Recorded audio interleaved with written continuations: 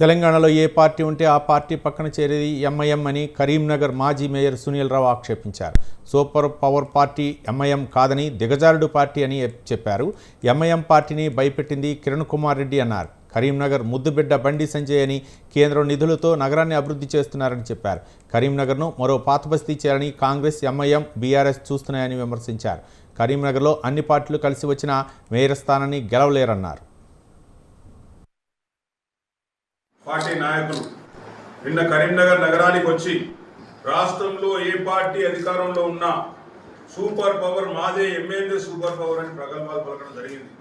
బండి సంజయ్ గారిని అసెంబ్లీలో అడుగు పెట్టని వారి దమ్ము ఎంఏఎంకే ఉందని చెప్పి కూడా వారు నిన్న మాట్లాడడం జరిగింది.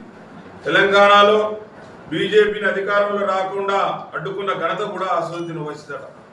నిన్న వారు కరీంనగర్ పర్యటన సందర్భంగా మాట్లాడిన మాటలు గత 30 సంవత్సరాలుగా ఆ పార్టీ అనుభవిస్తున్నటువంటి రాజకీయ ఎత్తుగడలు చూడండి. ఏ పార్టీ అధికారంలో ఉంటే ఆ పార్టీతో అంటగాగడం.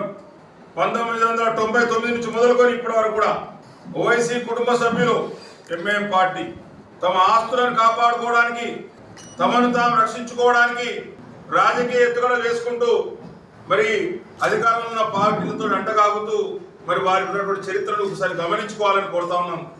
1999లో అధికారంలో ఉందని టీడీపీ సంకలనం చేరిండు. 2004లో రాజశేఖర రెడ్డి అధికారంలో రాగానే రాజశేఖర రెడ్డి సంకలనం చేరిండు. రాజశేఖర రెడ్డి చనిపోయిన తర్వాత రోషే కావచ్చు మరి ఇతర పార్టీల పక్కన చేరి సూపర్ పవర్ గారు దిగజారు రాజకీయం చేసినటువంటి పార్టీ ఉన్నదంటే